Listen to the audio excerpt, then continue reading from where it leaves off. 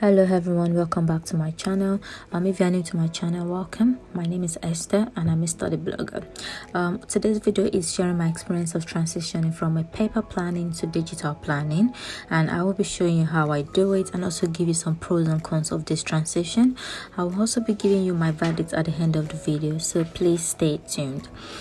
Also, if you haven't subscribed yet to my channel, please do by clicking the subscribe button on the right hand side of this video, and also you can get notified of my videos whenever I upload by clicking on the notification bell. If you like these kinds of videos, please do not forget to press the like button, as this helps my channel a lot. And also, if you like videos like this, please let me know in the comment section down below so I can upload more on videos like this. So guys, this is my planner. It's got a blue cover. It makes it look more realistic as if you have a paper planning, but however it's just doing it all digitally. And one of the first pros that I have about doing digital planning is that everything is in one place. You don't have to carry an extra book with you or an extra planner with you to fill in while you go. You can always just go through, just have your iPad with you and plan as you go. So that is one of the pros that I like about this. So clicking into my planner, this is my month of April, in at a glance, and I just had few birthdays that I need to remember, and then few deadlines that I needed to remember in the month of April. And also this planner comes with a 2019 calendar and a 2020 calendar, so which is something that I really like about this planner. You can easily just mark which days that are very, very important to you. So now let's get to the month of May. This is my month of May month at glance. It is already made for you, all drawn out, and you don't have to draw anything. It's just for you to just start writing and start planning as you go. On the left hand side, you have the month of May and few boxes where you can write a few to-do things that you have to do for the month, and also you have a goal section below at the left hand side as well, where my goal for this month is to study and finish my exams with 3 exclamation marks, because that's the very important thing for me to do. And also at that place you have a June month at a glance as well, where once you plan your month of May, you can easily highlight which dates you want to have done in the month of June, and it automatically goes to that date in the planner. So let's go back. As you can see, I've made my month at glance for the month of May, which includes revision, work, and when I have my exams, doctor's appointments, and things like that. That is my month of May planning. I'm just going to correct a bit because I think I've had a bit of rub off from some of them. So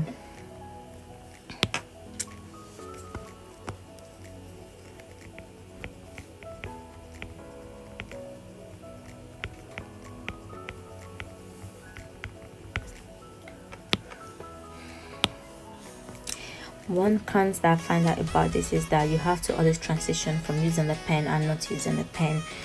That it could be a bit of a pain in the neck by just pressing in and out. I think what could have made this better is if you don't have to transition between using the pen and not using the pen when moving through the pages of the planner.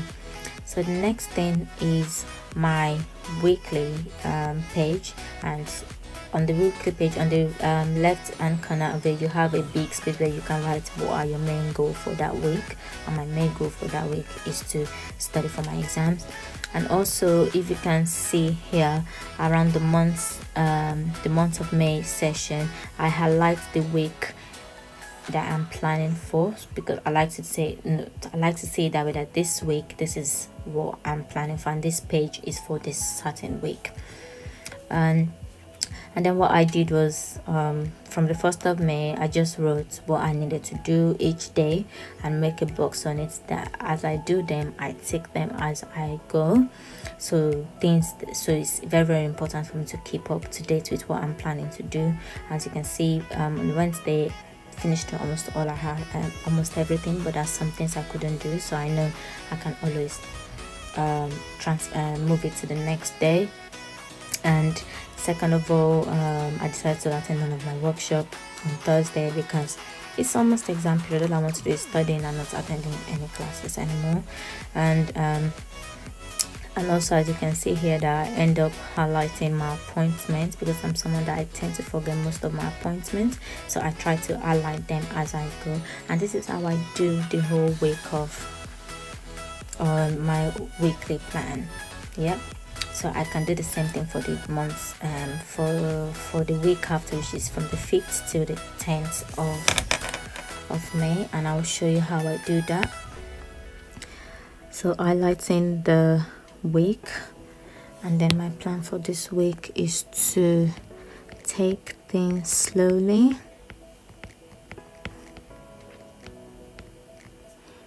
and not stress. Gonna put an exclamation mark on not stressing because there is no positivity in stressing. You just get stressed for nothing. And then on Sunday I was at work.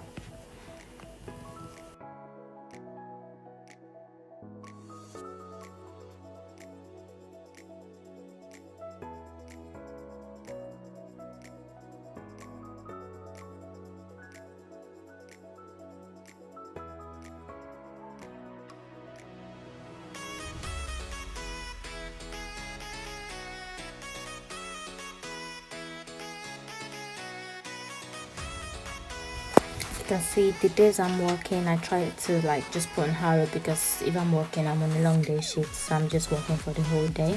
So that is my weekly plan, and those are the things I plan to do. To make sure, because today is Tuesday, I think I did all of these.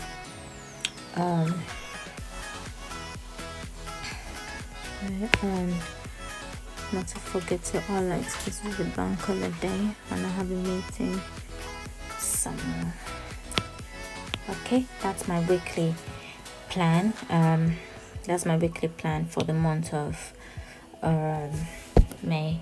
And also, one other cons that I think I find as a trouble with this planner is that you're writing something, if you're not careful, you can easily just transition to another month quickly. As you can see from this video, I've been transitioning in and out of the months and stuff. It's just your hands moving around out of nowhere.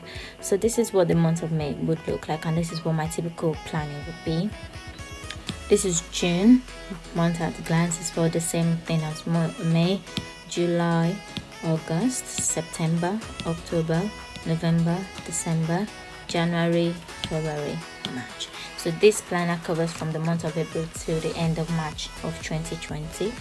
And another thing I like about this planner is that you have a year planner where it gives you the dates and the days of the week, where you can easily write little important things that you want to remember for it. So for this month of May is that I've got an exam.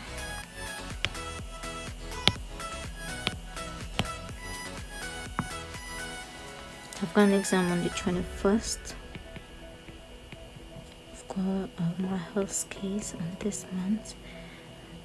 So, and in June my exam, and I've got another exam, and I've got another exam here. So those are my exam dates for this month before the year runs out. So that's one thing I like about this planner. Another thing I like is that there are pages involved in this planner.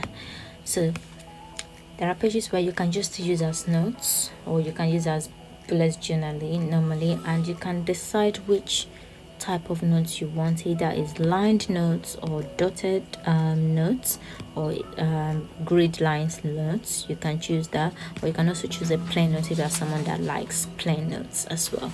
And it has this page up to like 8 pages, so you can, which is fairly handy.